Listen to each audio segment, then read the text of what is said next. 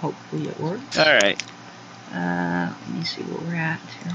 I gotta fuck around with these windows again. I think we were on opening. Yeah, okay. So it looks like we will be, let's see if this is still going to be in the same stream or not, I don't know. It may not be in the same video now. Let's see. Yeah, it looks like it ended about 32 minutes in, and it's not being very cooperative right now. Alright, yeah, okay, so we're going to have to do this in a part 1 and part 2 type theme. Let's see if this is going to work. Let me try it and see what's going on, because I know we're streaming again, but I don't know where.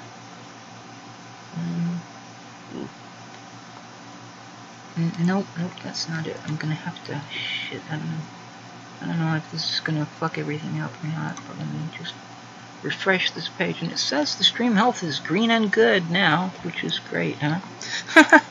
Alright, and it says we are live. Yeah, okay. Have been live for 1 minute and 15 seconds. I'm going to give out the new link here. Let me just copy it, and I guess I can put it into the other. Yeah, I'll put it into there. Okay.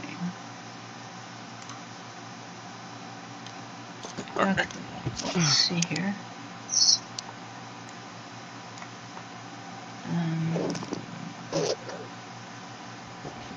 This is, I don't know. I guess we are live, but it seems to be taking a bit of time to catch up. Hello over there. Hello. Hey, what's up? So, how was the discussion? Right. We're still going. I'm trying to get the stream started again. We've been having some stream problems again. Namely, on Liv's end, like usual. Oh, well, by all means, continue. How you doing, Union Aerospace? Nothing much over here, just passing time. Reinstalled Diablo 2 over here, so... Nice. Classic. Yeah. Because I was getting bored, and I was like, huh, I'm in the mood for an RPG game. What better than Diablo 2? Well, I guess like right now I'm just looking over like Fallout 4 mods, and of course like last night to start a new game because my current save got corrupted, and whenever I enter Sanctuary Hill, it crashes, and I can't pinpoint which save it started until I start a new game altogether. So Corrupted save? Oh fuck. yeah. Oh fuck. That's really bad. I'm sorry to hear that. Yeah, it sucks. Like because I really got like far in progress in that save, so I just started a new one. Like yeah. Also, by the way, I've broke off from KIA for good. Yeah. From KIA, Kotaku in Action? Yeah. I've decided to just fuck off from there.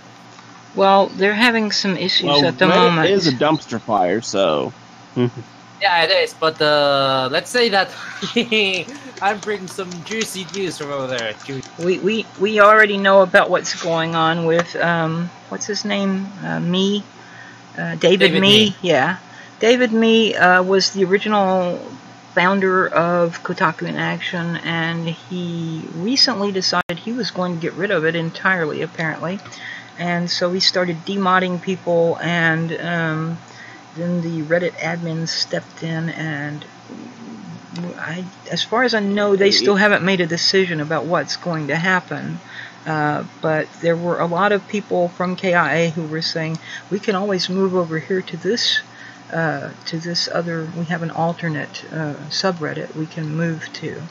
And then there was someone who had offered David Mee a subreddit that he or she had started, and said, if you want to do that, why don't you go over here and take over this one, I'll give it to you. So I don't know what's going to happen. Not sure about it, but at I this say archive it now. at this point, I don't mind if KI gets nuked. It has definitely changed significantly from the original days. Yeah, personally, I think I've been lying to myself quite a bit. Well, I was hoping for a bit in which we'd have some gaming news. Nope. All about Jordan Peterson, all about Evergreen College, all about the next feminist on Twitter. Yeah, there's not a lot of there's not a lot of talk about gaming there at all, right?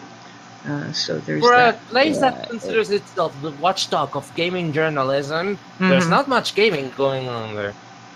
Yeah, well, considering the whole thing that's happening now to Univision, Gizmodo, and all that stuff,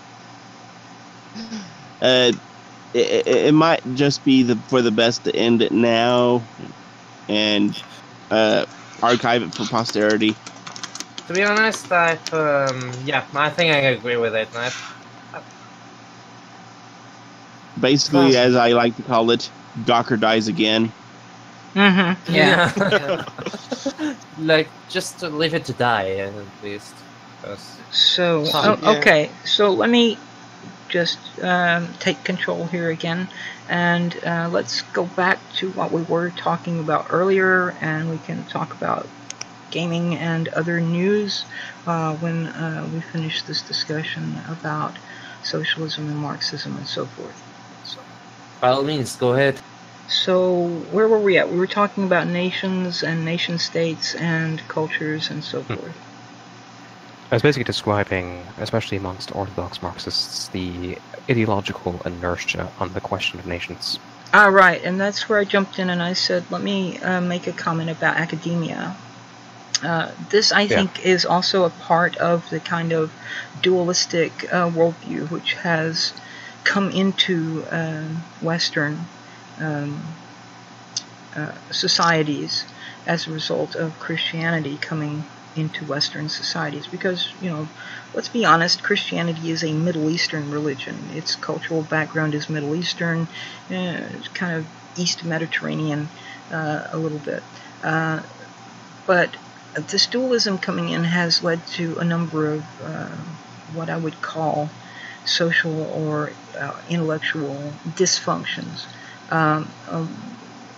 The three that I generally talk about are bifurcation fallacy, which is where you present two and only two choices when more options exist, and insist that you have to choose one of those two options, and you can't have any other choice. So like you have this manifested in religion with the idea you're either a Christian or you're a devil worshiper, you're either a Christian or you're an atheist, or you can see it in politics. You're either a Republican or a Democrat, you're either Tory or Labor. And I realize there are, of course, more parties in both of these countries, but in Germany, for example, you're either a social democrat or you're a Christian Democrat. And of course, all of these countries have more than two parties, but it generally winds up with those two being dominant. And I know that in a parliamentary system with proportional representation and such, you do get more than just the two parties with positions in government. But nevertheless, this is an example. You have also in the 1980s there was cola wars in the United States, and I guess throughout other places in the world, because there was all this stuff about Pepsi or Coke. And you had to take the Pepsi challenge and all that shit, and you had Madonna and Michael Jackson and all these other people that were doing commercials for one or the other of these two big companies.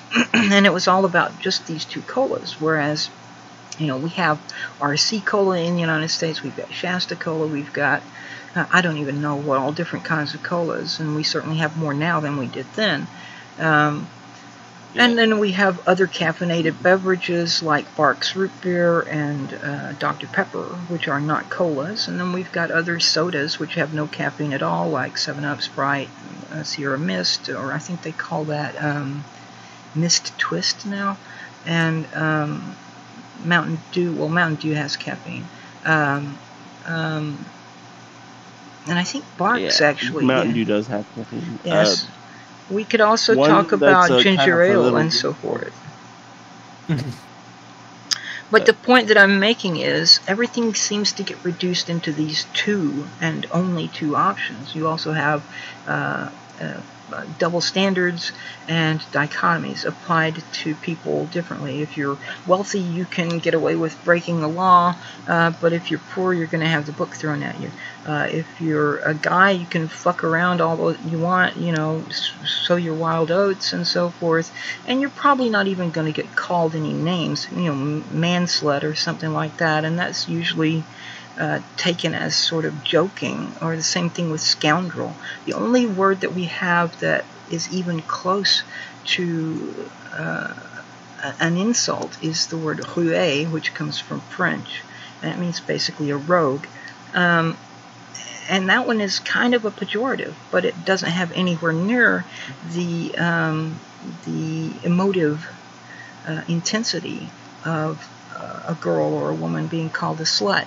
But that's there. You've got that. When Kristen Stewart and the director for The Huntsman or whatever it was had their little dalliance, she was the one that got accused of being vampire slut, and she was the one who was being raged at on social media. Almost no one said anything about the director. You know, it was all her fault, right? She was the one who had to take the brunt of that. I mean, his wife left him and they got a divorce, right? But other than that, what consequence did he face? Nothing, really. So there is this... effectively, with the current Me Too thing and all of that controversy going on, the shoe's going on to the other foot now. Yeah, this is a thing that we can talk about as well, the idea of turning oppression on its head, the idea of turning the oppressor into the oppressed and the oppressed into the oppressor, which does nothing to resolve oppression. We need to get rid of oppression in general, not just turn it around and translate it from one to the other, right? But the thing that I was actually going to get to with this was, in academia, these two perspectives exist, and they are pretty prominent in academia. One of them is the attitude of the old, die-hard, stubborn, intransigent mossbacks, right? The academics who've been in academy for a long time, and they tend to be pretty conservative, and they don't want anyone rocking the boat too much. You don't challenge academic orthodoxy, because then you're regarded as some kind of radical who hasn't learned the value of this entire system. And you need to learn all of this, and then maybe we'll let you ask some questions and criticize. And then you do have, on the other hand, these young mavericks, right, who come in and they're like, well, I want to make a name for myself, so I'm going to attack whichever leading authority in my field there is, and come up with something totally different. Or I think that this idea is crap, and the reason I think that is because I think this idea is better. It may not be so much an ego thing of like, I want to make a name for myself. It may be actually a different perspective. But the point is, there is that also in academia. Now that I've said that, excuse me, but please continue. Well, I'm not really sure where it was. Oh, right, ideological inertia in orthodox Marxism. It's partially due to the fact that the majority of discussion around nationalism is political, not academic.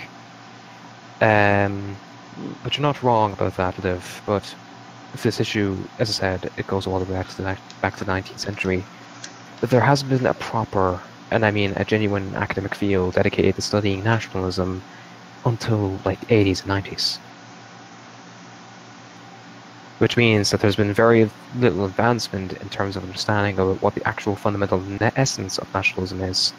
Again, because of that very wrong assumption that nationalism is a product of liberalism and the 19th century revolutions, the move away from feudalism to the modern nation-state. And it's only being seriously challenged now that people are actually decided to take a look at it.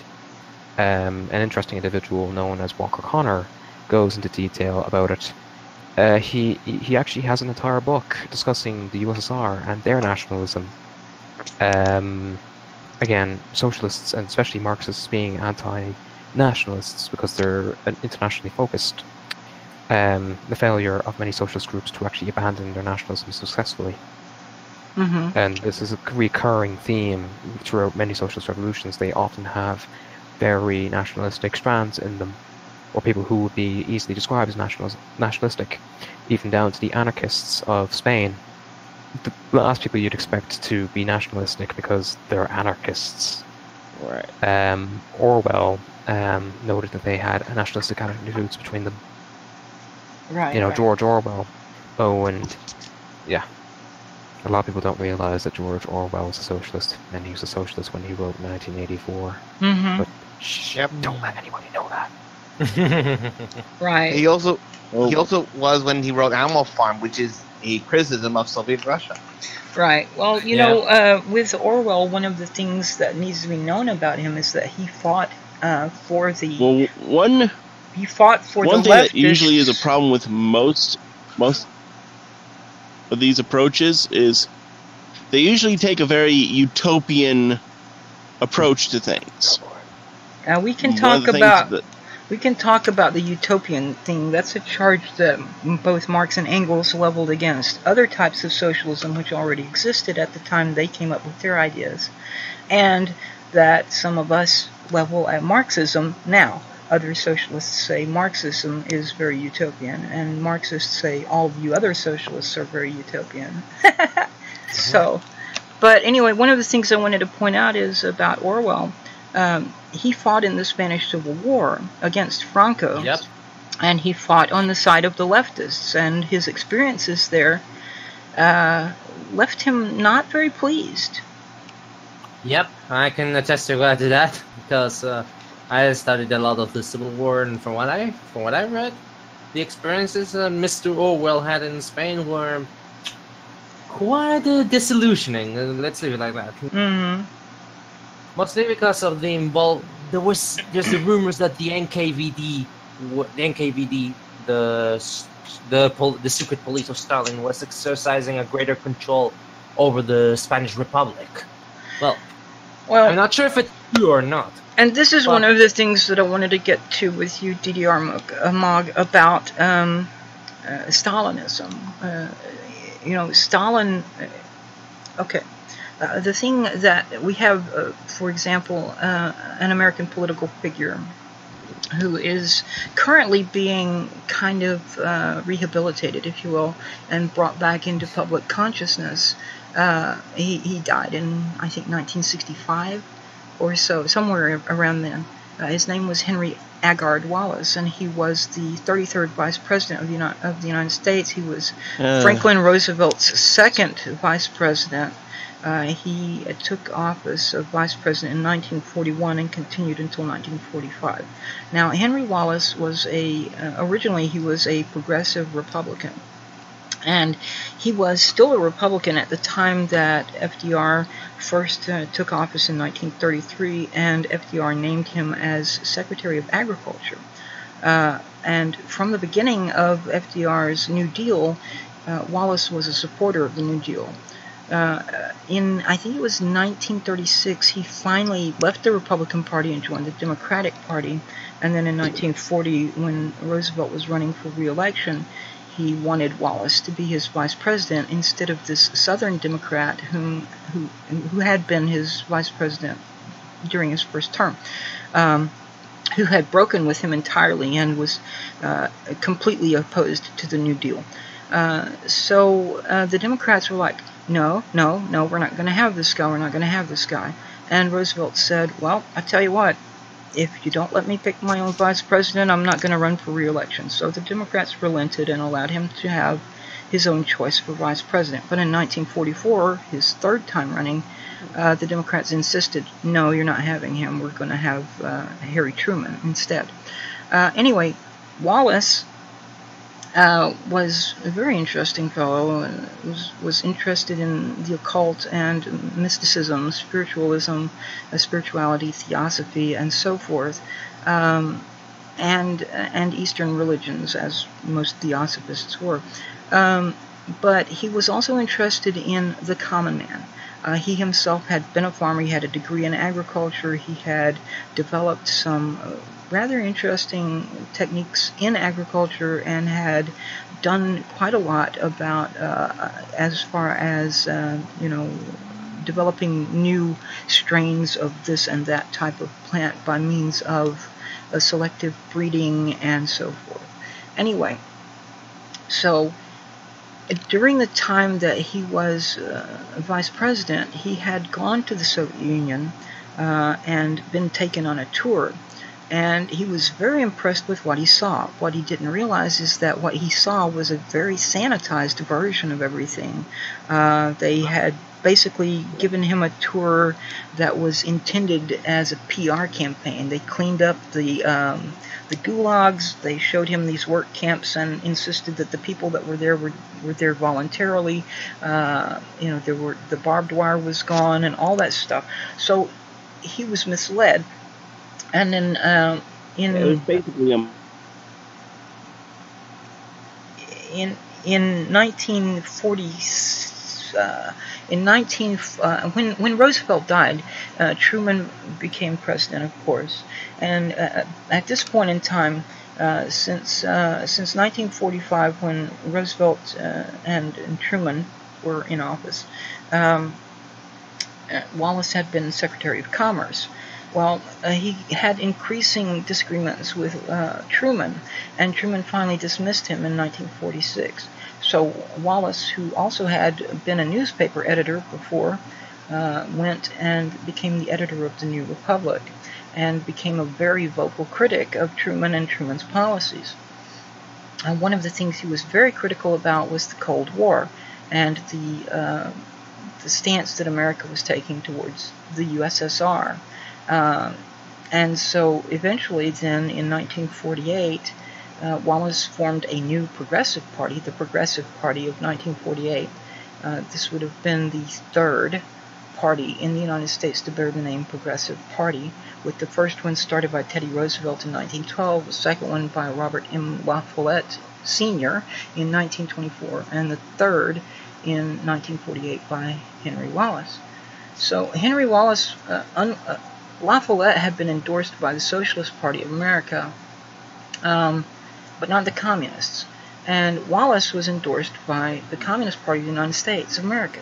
And he didn't disavow this endorsement, and he was very keen to have an opening of relations between the Soviet Union and the United States. He wanted to stop the Cold War, and a lot of other things. He had been thoroughly wowed, basically, by the Soviets whenever he went over there on his visit. And it wasn't until 1952 when he was able to talk with some people who had been in the gulags and learned from them what was really going on. And so in 1953 he did publish an article in The Week, which was called Where I Was Wrong. And he talked about his experiences in the Soviet Union, explained that he had been misled by basically a propaganda public relations campaign on the part of the Soviet leadership, and that he no longer regarded communism or Stalinism in the same light he had in the past, and he was done with the Soviet Union support. But, he never ran for an office again after that. And it wasn't too much longer, 12 years or so later that he passed away.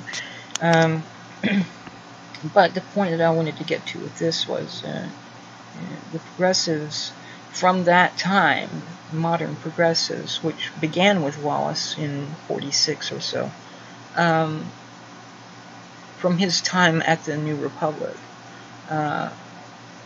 Modern progressives were connected to the original progressive movement, which started in the 1890s, but had some differences, and from that point on, from 1953 on, the modern progressive movement has tended to be leftist on economic perspectives, but usually not Marxist. Now, one of the things I wanted to bring up with you, Mog, is the Stalinism. So, as you very well know, Lenin had chosen Trotsky to be his successor, and he fell ill, right? He had several strokes and so forth. And during that time, Stalin consolidated his power and kind of pushed Trotsky out and got rid of all of Trotsky's supporters and so forth. And so eventually, after Lenin died, in spite of him having named Trotsky to be his successor, Trotsky didn't, contend for it, and Stalin took over. And then eventually, Trotsky was run out of the Soviet Union and was finally assassinated in, I think it was in Mexico, by NKVD agents or something. But anyway, from the time that Stalin was in control, he didn't try to implement Marxist socialism. What he did instead was he implemented state communism. And the reason for this is because most of the Russian economy was still feudalism at the time, where Marx had said that Marxist socialism is supposed to be a transitional phase between industrialized capitalism and Marxist communism. So Stalin's idea was to industrialize Russia, to bring it out of the feudalist economy and into a capitalist economy, but it wasn't going to be normal capitalism, it was going to be state capitalism, with the state replacing the landlord and the factory owner. So the state basically absorbed all the corporate power, and it was a union with the state taking over. But it was still a form of capitalism. So what do you have to say about that? Did Stalin ever get to a point where he tried to implement Marxist socialism, or did one of his successors? What do you think, Mog? No, they did not. A key component of establishing socialism in the eye of any Marxist is twofold. Obviously, workers owning the means of production, for one. That's definitely not true in any sense in the USSR. It's easier for workers to own their means of production in Western societies at the time than it would have been in the USSR. I mean, they did eventually have some cooperatives, at least, but I'm not sure how much ownership of the workers was allowed in even those. The Stalinists and the Marxist-Leninists justified it by basically saying that it was indirectly, as in representatively done by the state instead of the workers directly controlling it. Because originally, Whitland, they did actually have worker Soviets. By the way, that's where the name Soviet comes from. Soviet being Russian for council. So council basically, in other words, worker councils were supposed to control and manage the economy, or large portions of it, and to be decentralized structure, which is ironically counter to what they ended up doing. They ended up centralizing everything and had to utilize a very large bureaucracy to manage it. But now Lenin justified doing this due to the conditions that Russia and the rest of the USSR was in at the time.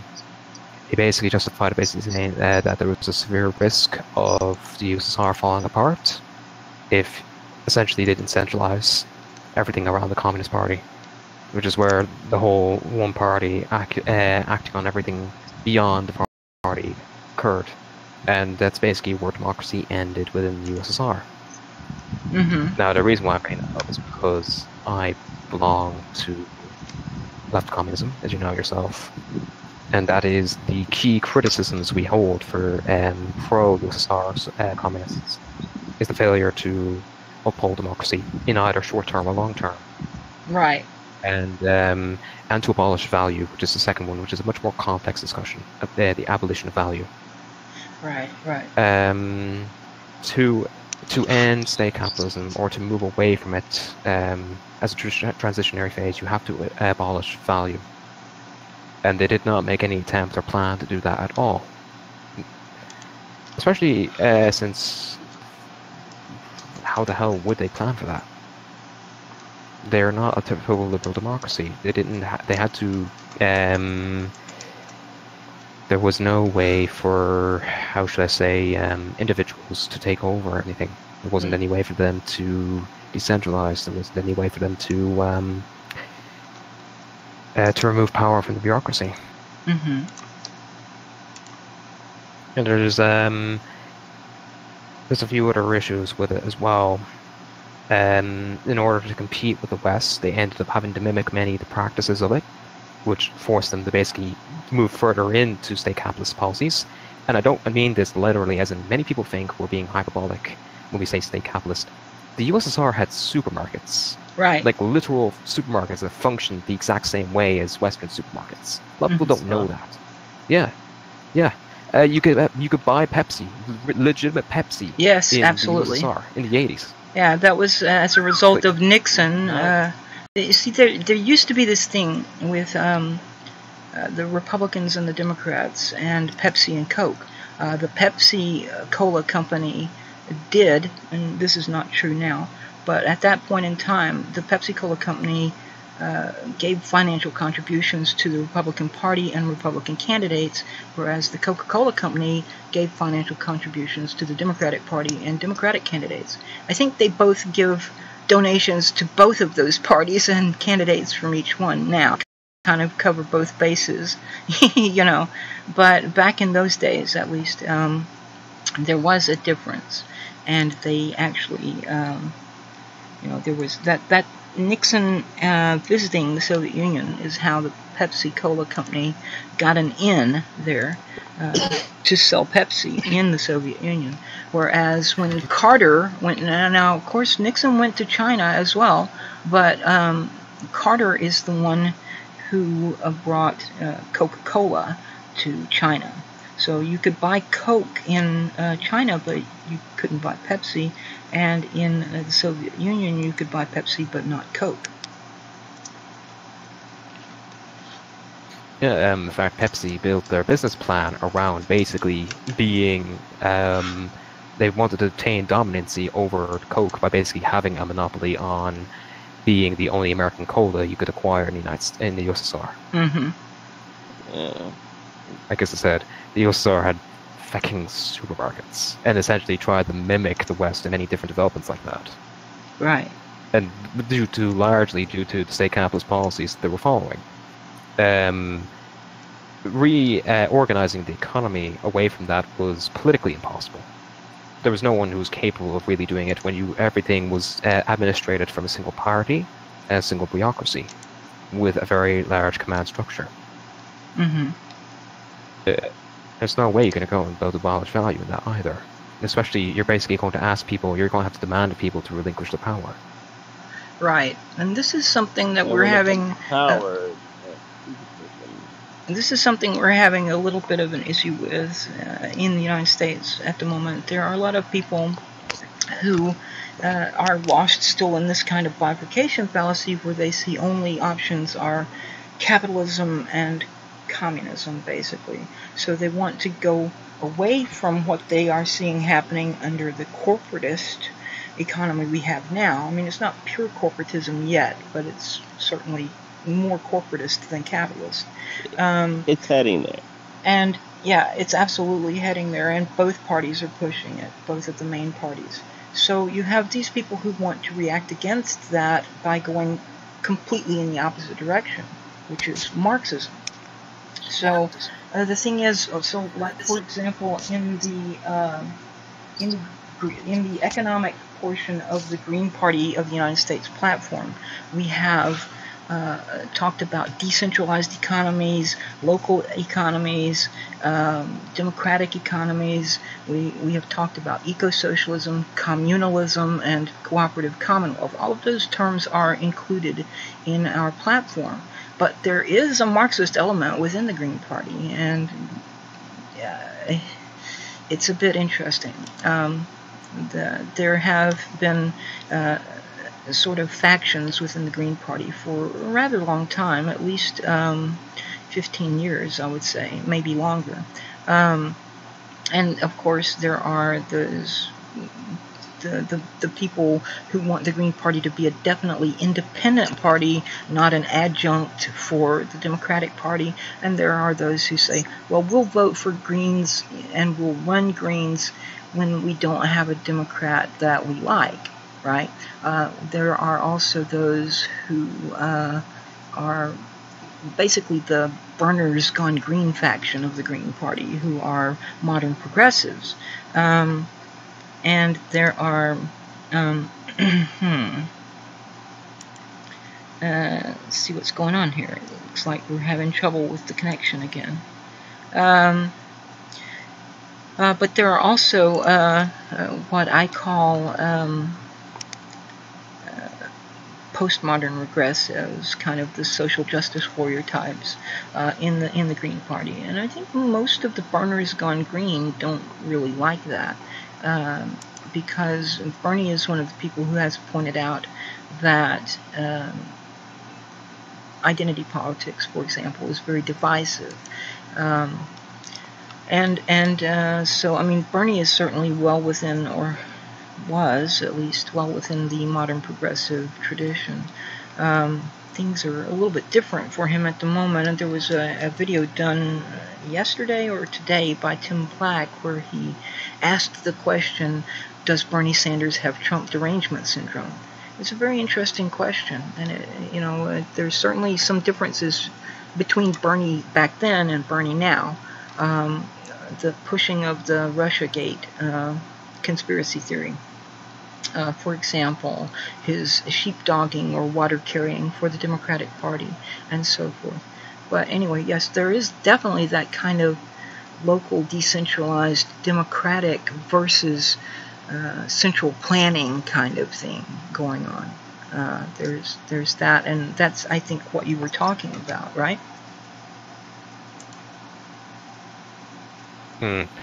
Was it on the Green Party, on cooperative commonwealth? I know you guys differ from us quite a bit.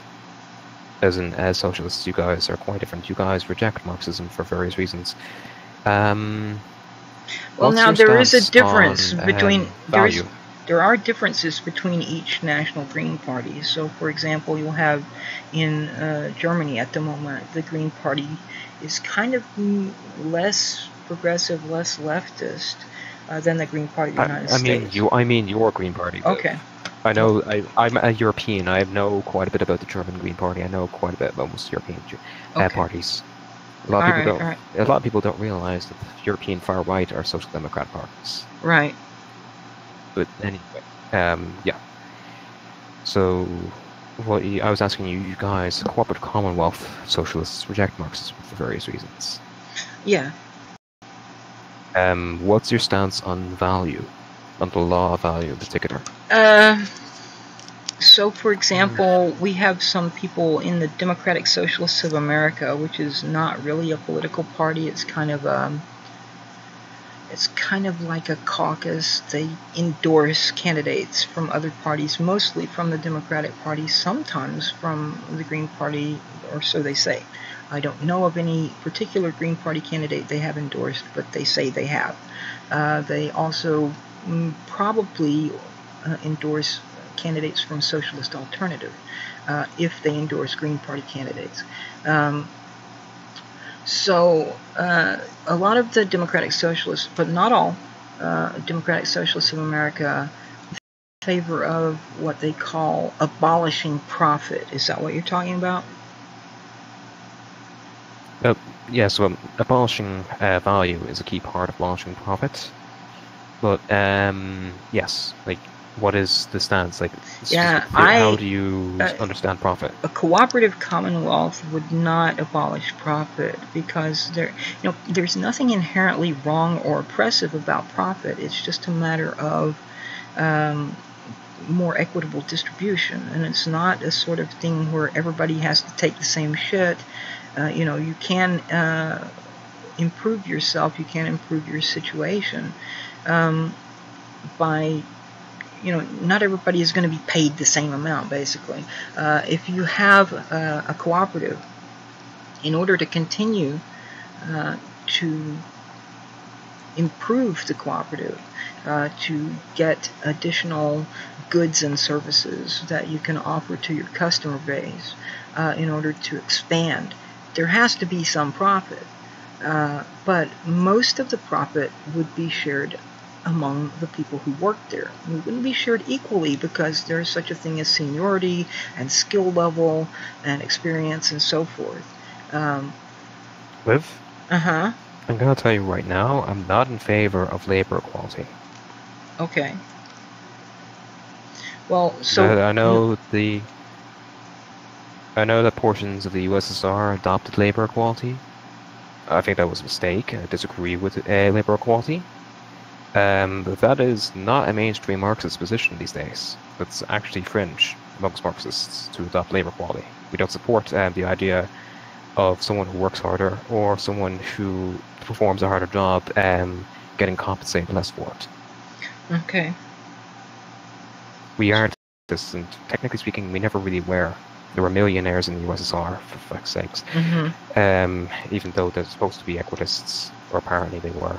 But we're not. Most Marxists are not equitists, and Marx himself was not an equitist. Okay. I mean, you've read him, haven't you? Oh. Yes. Now it has been some time. I mean, like I said, I read the Manifesto. I read Principles of Communism. I read Das Kapital back when I was an undergraduate. So it's been about 30 years. But I have read the Communist Manifesto again at least a couple of times since then, and I think I've read Principles of Communism a couple of times since then as well. The main, most people who advocate for labor equality today amongst Marxists don't do it on an argument of it being fair, unless they're an anarchist, because, anti-hierarchy. But that's separate to Marxists. Speaking on Marxists here. Most Marxists who advocate for labor equality don't do it because of the egalitarian reasons. They do it because they view it as a practical solution to how do you compensate workers. Mm-hmm. Apparently, many of them raise an issue that apparently it would be difficult to track how would you compensate workers for what they've produced with value, basically. Mm-hmm. So what do you do it directly based on how you produce? Do you do it indirectly? Do you do it based off hours? Like, how do you do it? And many of them basically think that you shouldn't even bother with that calculation at all because it will lead to a bureaucracy. So that's why many of them believe in labor equality, or the ones who do. Uh-huh. But it is not a universal position. Okay. And I'm also going to raise the point, Marxists are not egalitarians. In fact, a huge amount of our philosophy is built on the fact that most people are heavily unequal. To each to his own ability, and to each according to his needs, is a heavily anti-egalitarian statement, because it heavily implies that people will have different consumptive needs and have different produce productive abilities, and that we should organize society around that assumption. Mm-hmm. Many people assume we're egalitarians. We are not, and I think you made that assumption about us as well. Well, actually, yeah, there is this kind of underlying attitude that everything would be shared in common in Marxist communism, which I think is probably more just generic communism, because there are different kinds of communism as well. But Yes, I'm certainly familiar with the from each according to his ability to each according to his need maxim. When a Marxist typically argues for equality, they are not doing it because of egalitarianism. They're doing it because they believe it's a practical solution. A key component of Marxist philosophy, and I mean a critical component, in fact this basically defines whether or not you're a Marxist, is you believe in concrete goals to solve specific problems, identifiable problems, analyzable problems. For example, what you're talking about there, holding things in common. We believe in that workers and that people in general should have equal access to the ability to consume from the ability to produce. And the reason why we believe that is because we believe that's the primary solution to the problem of alienation, which is a critical issue of capitalism. And it's also responsible for worker suffering. The issue of are you familiar with the issue of alienation? I am not familiar with I'm probably not familiar with the idea in that terminology. You're talking about sort of disenfranchisement and marginalization and so forth being kind of powerless, basically, and pushed to the side, right? Partially, but there's a specific theory on it that I'm trying to reference. Essentially, Marxist theory on alienation basically states that workers suffer alienation from themselves in capitalism. And there's 4 major types that are relevant, especially with capitalism, but this is also relevant in our systems. Okay. I've actually got a meme here that's actually really good at explaining it. What are the 4? And if you'll drop that meme into the text channel, I will try to get it up on the stream.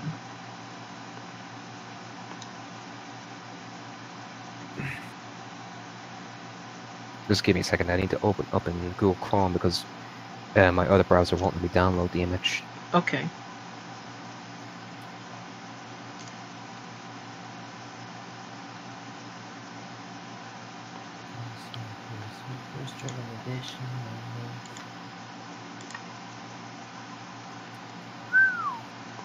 Okay, so you want me to stream? Was it? Into the text channel for streaming. Or text channel for voice. For voice. Yeah. Is this it here? 4 types of alienation. Okay, let me get this open. And if it will. Things are moving a little bit slow. My Ethernet thing is still a little warm. Let me save this. Let me put this into the right folder. I have a folder. Let's see. I have a folder here, economics, and it's divided into several different subfolders, including left wing and right wing. And under left wing, I have socialism subfolder. I don't actually have a Marxist subfolder under that, but there we go. Let me find that now. Where I downloaded it, and go ahead and elaborate, and I will try to get this up on the screen for anyone who happens to be viewing now or later.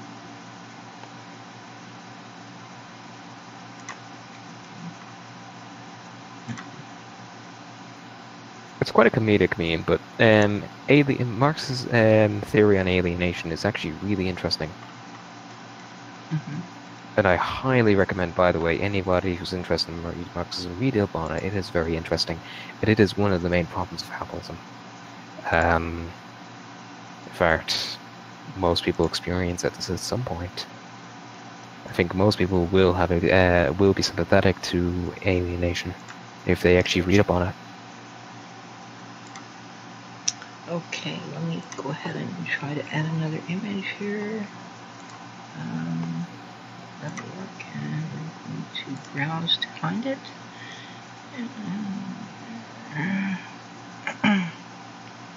Yeah, everything is moving rather slowly, unfortunately, but It's probably because I have way too many windows open, as is my usual want and custom. Okay, socialism, and it was Marx on alienation. Yeah, okay, yeah, there we go. That's it.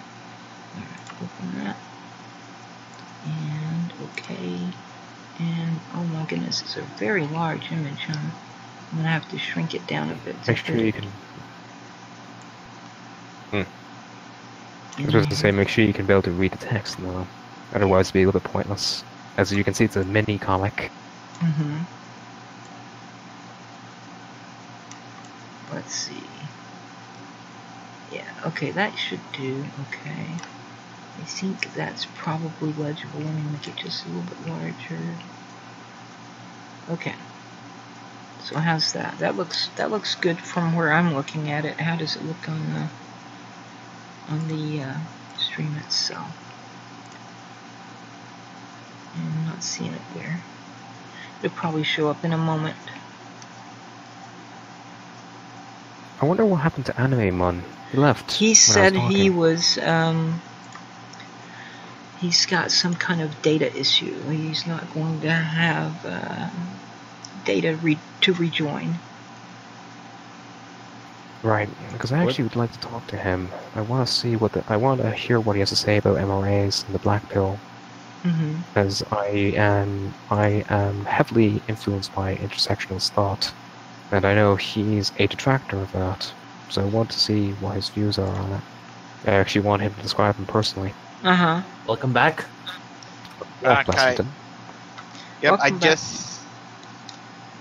just have to like relaunch Discord as administrator. Yeah. Whoops. Alright, so Yeah, there... it's actually that's the only... Hey, go ahead, like...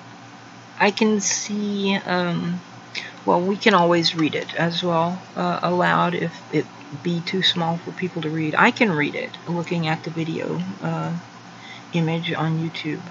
And I don't have it at full screen, obviously, or even the theater mode. It's just normal window mode. So it says 4 types of alienation: alienation from product, alienation from others, alienation from self, alienation from species essence.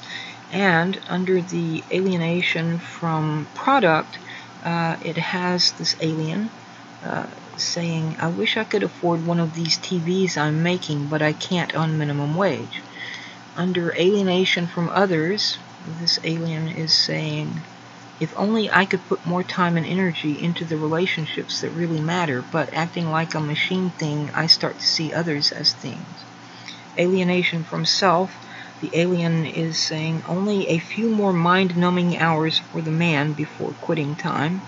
And alienation from species essence says, I don't even know who I am anymore, I wanted to be a dancer.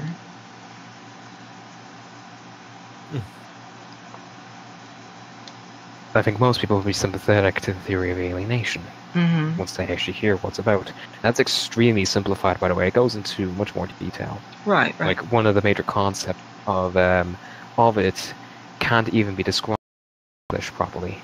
Gatungwesen is one of the concepts in it, and you literally cannot use you can't get away with not using the German term for it. But yeah, it's basically estrangement from people from their own self and their lives and capitalism, and the impacts on that, and how that comes from labor.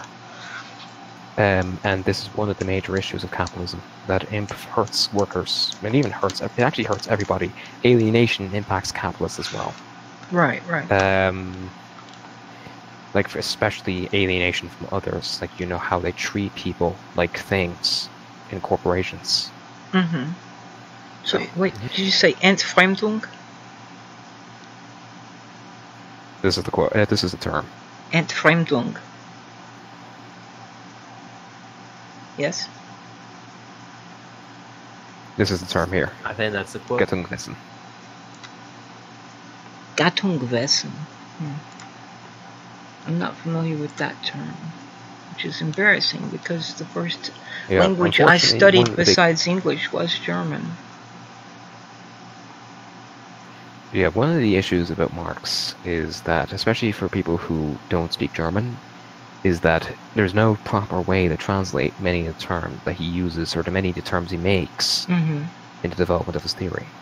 So when you're reading Marxist theory, you're going to, every second or third sentence, you're going to see a German word. Yeah. It's what you'd expect to be a translated English word to describe to refer to a concept or the name of the concept, because there's no English equivalent. Because, you know, continental philosophy. Right. Oh, I see. So Here it is. you have to actually use the German term. Species essence, Gattungswesen. Gattungswesen, I think, probably. Yeah, species essence. We have similar things when we talk about, in philosophy, there are terms that you really can't translate